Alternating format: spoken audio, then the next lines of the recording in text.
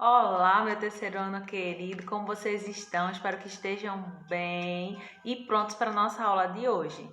Antes de iniciarmos os direcionamentos para as atividades e o conteúdo que serão trabalhados, eu gostaria de fazer uma leitura junto com vocês de um texto de um cara fantástico, na verdade, de trechos de um texto de um cara fantástico, que é Braulio Bessa. E o título do texto é Definição de Saudade. Lê comigo! Eu já vi muitos poetas falando sobre saudade, da dor que a danada causa e de sua crueldade. Meu resumo é mais miúdo, é a lembrança de tudo que faz falta de verdade. Se abrir um coração e revirar pelo avesso, tem um mapa de um tesouro que ninguém conhece o preço. Tem rua, bairro e cidade. Afinal, toda saudade tem um nome e endereço. A minha saudade tem rua, bairro, cidade, nome e endereço. É você. Que saudade de vocês, das nossas partilhas, das nossas rodas de conversa, das nossas atividades, de pedir para sentar direito, de pegar um marca-texto. Enfim, espero ansiosa pelo dia em que poderemos retornar às nossas aulas presenciais. Mas enquanto isso não acontece, o foco não pode ser perdido, vamos aos nossos estudos. Pegue o seu livro de produção e interpretação de texto, caderno 10, tá certo? É o novo livro, para que nós possamos trabalhar os conceitos de hoje. Capítulo 1, ele vai tratar sobre opinião de caráter controverso.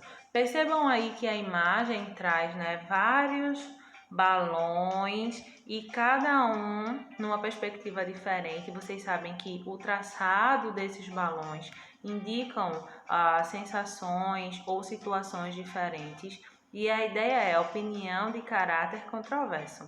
Nas nossas aulas anteriores, nós trabalhamos a diferença entre fato, opinião, o que é persuadir, para poder entender a essência do texto argumentativo. Porém, nós vamos trabalhar alguns conceitos a mais e ativar os conhecimentos que nós já temos acerca desses conteúdos, ok? Ao término do trabalho desse capítulo, nós precisaremos ter aprendido as estratégias persuasivas e também quais são os elementos de comunicação, ok? Então vamos lá?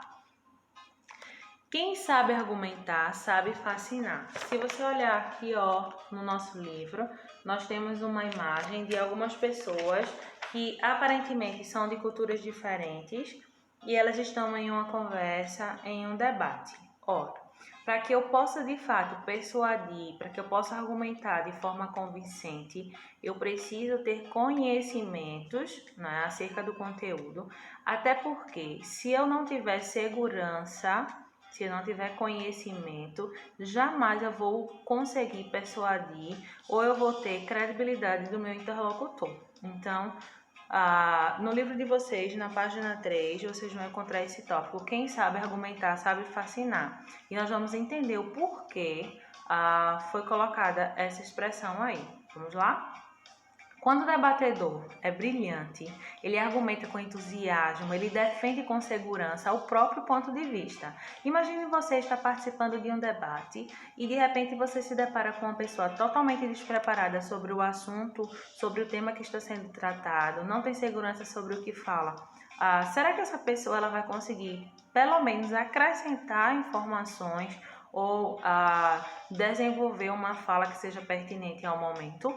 Provavelmente não, porque para que nós possamos argumentar de forma convincente, o conhecimento é extremamente importante.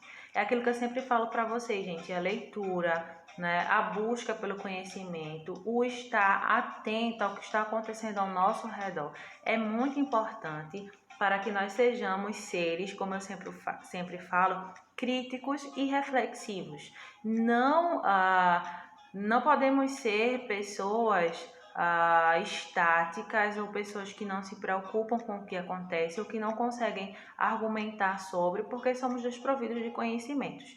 de forma alguma. A cada dia busquemos estar atualizados, certo? E desenvolvendo as habilidades e competências que são necessárias para que sejamos exitosos em nossa trajetória de vida.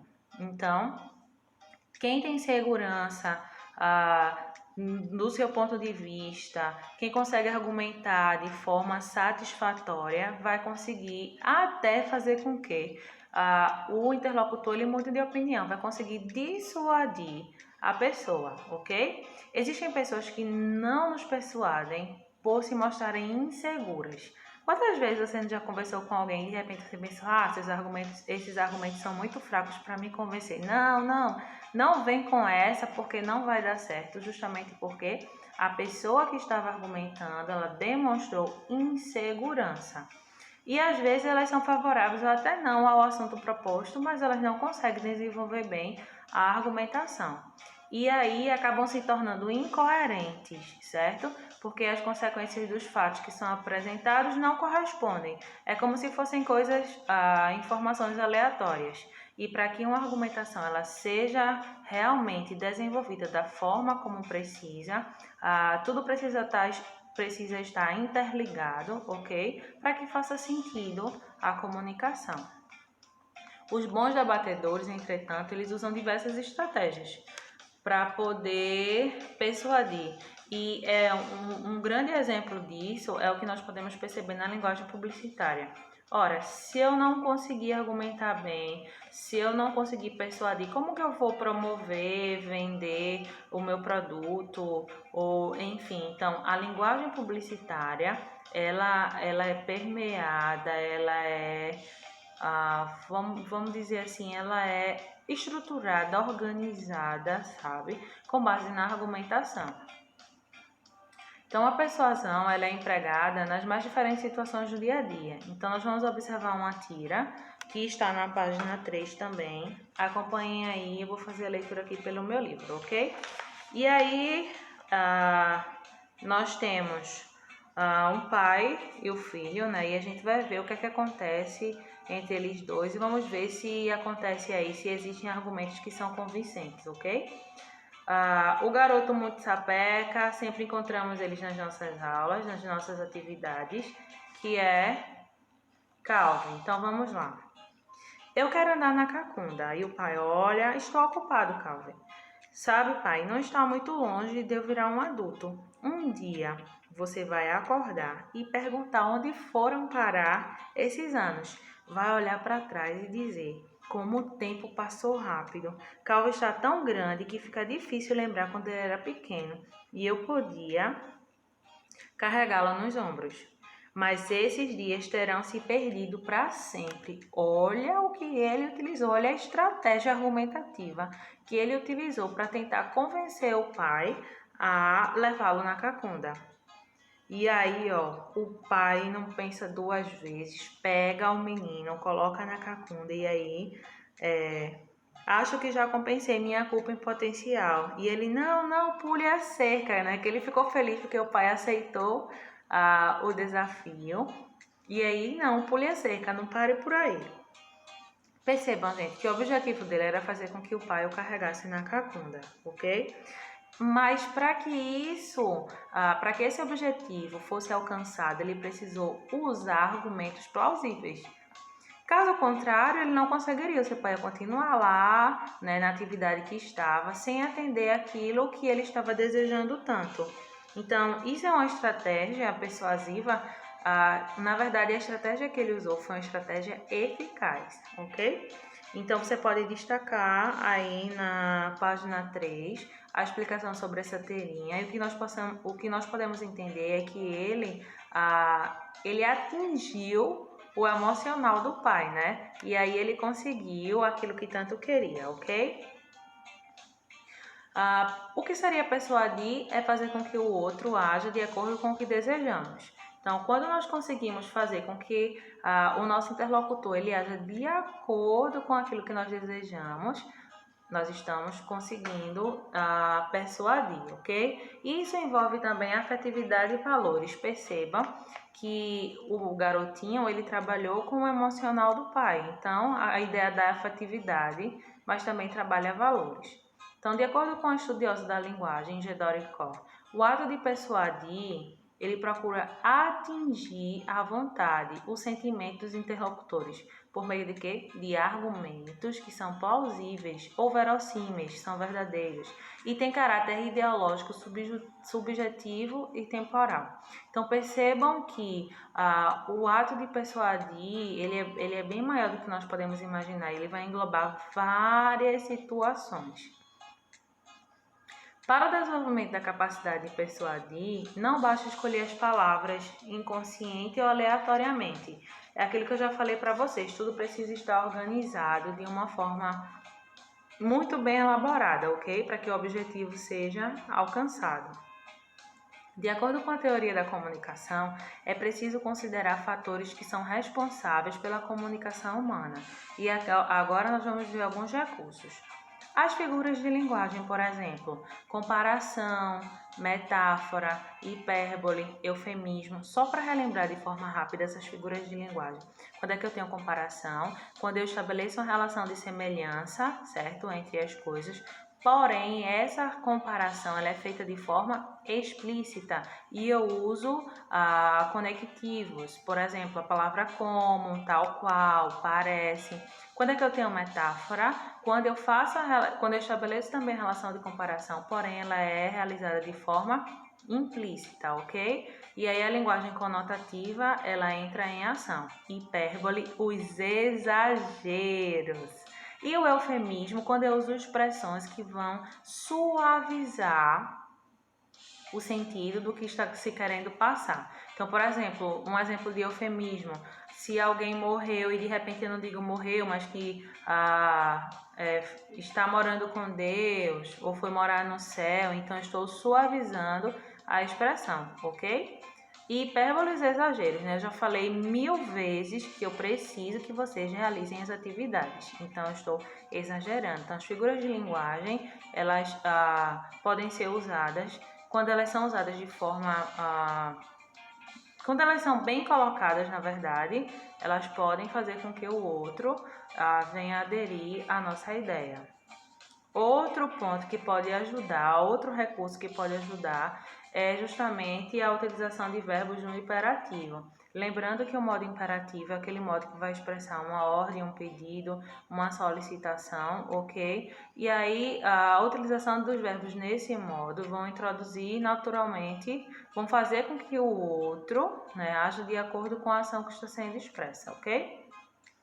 Outro ponto importante, outro recurso importante é a criatividade, o uso de trocadilhos, de jogos de palavras, que isso faz o quê? Chama a atenção do leitor, do interlocutor, que é normalmente o que acontece nos anúncios publicitários, tá certo?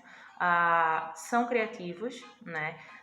Os seus autores, os seus idealizadores utilizam muito o jogo de palavras, justamente para chamar a atenção de quem vai ter acesso àquilo que está sendo produzido. Outra coisa interessante é a ideia da intimidade com o interlocutor. Por quê? Quando existe essa relação de intimidade, quando há essa aproximação, aí é como se fosse mais fácil, né? Como que eu posso dizer? Há uma proximidade e há uma facilidade também para que essa persuasão ela possa acontecer, ok? Então, na página 4, vocês vão encontrar aí estratégias persuasivas, aqui, e elementos de comunicação. Então, nós temos aqui no slide também essa indicação, prestem atenção e, se possível, destaque, façam anotações que vocês vão precisar, ok? Então, o que seria um emissor? Dentro dessa estratégia persuasiva, dentro da teoria da comunicação, existem 6 elementos que são importantes nessa comunicação humana. Lá no primeiro ano, nós estudamos sobre esses elementos da comunicação, então nós vamos retomar agora, ok? Então, o que seria o emissor? Aquele que produz a mensagem. Então, se eu estou dentro de um processo comunicativo produzindo a mensagem, eu sou o emissor, ok? Depois vem o receptor. E aí, de forma bem tranquila, o receptor seria quem? Aquele que está recebendo a mensagem, aquele a quem a mensagem é transmitida. Então, emissor transmite a mensagem e o receptor ele vai receber, ok? O que seria a mensagem? A mensagem seria o conjunto de sons ou de palavras, o texto escrito, que veicula um conjunto de informação. Então, eu tenho um emissor, um receptor, e a mensagem seria os sons ou o texto escrito que vai, vamos dizer assim, em que vai se veicular as informações. Depois eu tenho o código. O que seria o código? É o sistema linguístico, por exemplo, uma língua que permite produzir uma mensagem. Então, se a gente for pensar o código se constituindo como uma língua, no nosso caso, a nossa comunicação estabelecida, nós estaríamos utilizando a língua portuguesa. Qual seria o código? A língua portuguesa, ok? Canal. Percebam que pelas imagens a gente consegue já identificar do que se trata cada elemento da comunicação. O conjunto de meios sensoriais ou materiais pelo qual a mensagem é transmitida. Então, vamos pensar. O telefone, por exemplo, eu posso utilizá-lo para transmitir uma mensagem. Então, ele seria o canal, ok? E aí pode ser canal auditivo, telefone, jornal e assim sucessivamente. E eu tenho também o referente.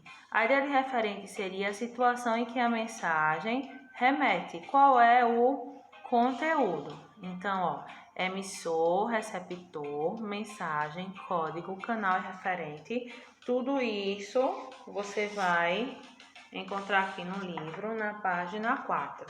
Então, o que é que eu vou orientar que vocês façam? Vejam só, página 4 e 5, no finalzinho da 4, na página 5, nós temos base emissor, base receptor, base referente, base mensagem, base código e base canal. Nós temos alguns exemplos, certo? E explicações rápidas sobre esses elementos que nós vimos aqui. Então, por exemplo, no base receptor, para persuadir o receptor é necessário criar uma imagem que seja favorável para convencer. Aí tem um exemplo.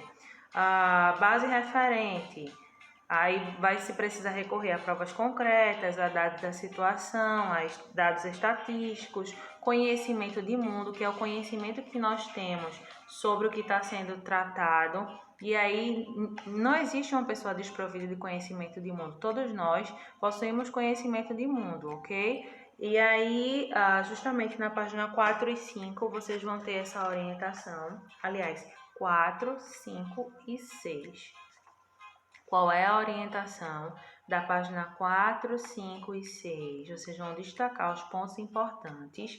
Por exemplo, para cada base, a base desses elementos que nós vimos aqui, emissor, receptor, referente, mensagem, código e canal, você vai fazer uma síntese no seu caderno sobre essas bases, da página 4, 5 e 6, ok? Na página 7, nós temos uma questão orientadora, ó. Vocês vão perceber aí com maior detalhe. E aí, como persuadimos os outros?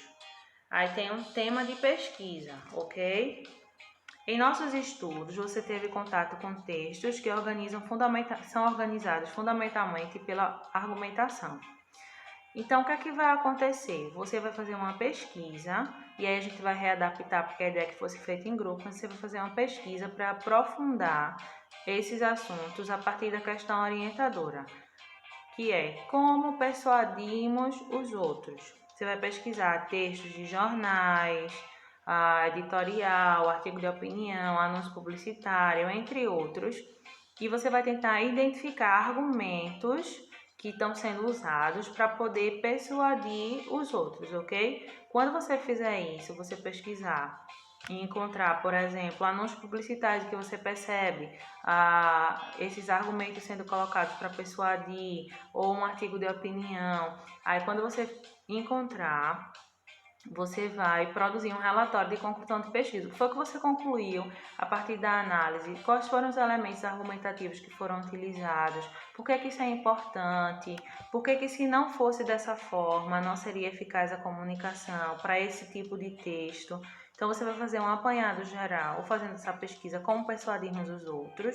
Você vai encontrar exemplos em que essa persuasão é extremamente importante e você vai fazer um resumo sobre isso, ok? Então, para essa atividade da página 7, você vai precisar encaminhar para o meu e-mail, que está aqui no slide, prof.leticia2011@hotmail.com. Seu nome, sua série, a data e a atividade pronta. Não deixem de fazer e encaminhar, porque isso vai ser importante para a construção, né, do conhecimento e também para ajudá-los já nos processos avaliativos, ok? Então, não deixem de fazer. Na página 7 vocês têm a orientação. Qualquer dúvida, podem me procurar. Então, página 4, 5 e 6, desses tópicos, desses elementos da comunicação, você vai fazer uma síntese do que você entendeu de cada um. Colocar no seu caderno. Página 7, a pesquisa para encaminhar para o meu e-mail. E vocês vão responder página 8 e 9, ok? São questões, algumas de assinalar e outras de compreensão sobre um texto que é Bons Sinais no Horizonte. É um texto que foi publicado em 17/1/2018, certo? E aí nesse texto você vai identificar o emissor, lembrando que é um editorial. O editorial ele é assinado. Estão lembrados? Nós estudamos sobre esse gênero textual. Então, se você conseguir identificar o emissor, você vai colocar. Caso não, você vai dizer que o que acontece no editorial? Ele é assinado por quem? Ele é assinado ou ele não é? Justamente você vai precisar colocar essa informação aí, tá? Receptor. Quem é o receptor desse texto? Você vai colocar qual é a mensagem. O que seria a mensagem? A mensagem é o próprio texto, né? O código. Qual é o código? Aí lembra a ideia da língua. O canal. Ele foi publicado onde? Você vai colocar o referente. Qual é o referente aí? Seria o quê? Você vai colocar. Lembrando que ele fala sobre o mercado de trabalho. Então, nesse caso, o referente, né, pode se constituir como mercado de trabalho, ok? Segundo quesito, pela leitura, podemos afirmar que o texto apresenta estratégia persuasiva com base no... Aí você vai marcar qual é a letra, ok? E as outras são questões de assinalar. Meus queridos, não deixem de realizar a atividade. Saibam que eu estou disponível para ajudá-los. O conteúdo é extremamente simples, na verdade, é um acréscimo do que nós já estávamos estudando, ok? Então, qualquer coisa, podem me procurar, que nós vamos auxiliar da melhor maneira possível. Quero lembrar que nós vamos retomar as nossas produções textuais, ok? E todas as vezes que forem direcionadas, vocês vão precisar encaminhar para o e-mail para que nós possamos ter um controle de tudo que está sendo realizado. Forte abraço. Não esqueçam que minha saudade tem nome e é você.